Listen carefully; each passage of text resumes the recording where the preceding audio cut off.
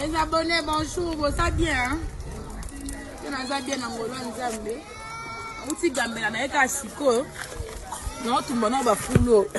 Là, tu as un mot.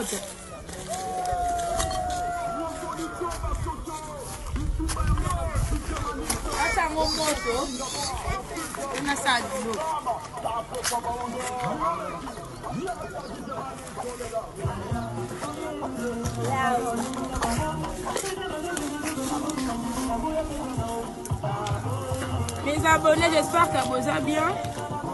Moni, tout le quoi qui boit. Ça, moto. Et puis la poésie. J'espère que vous allez moto malembe. Ça la difficile. Moto malembe, ça la difficile.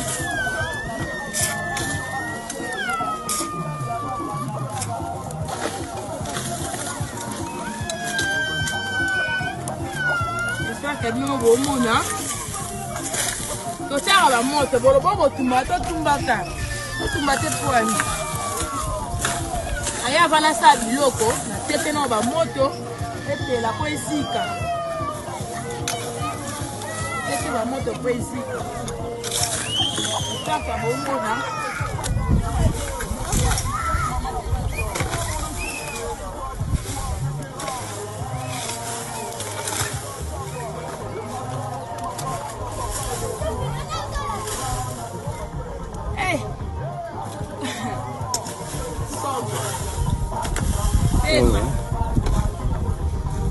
Pema yaya. On va tumbarate à moto tsanga, moto monde zika.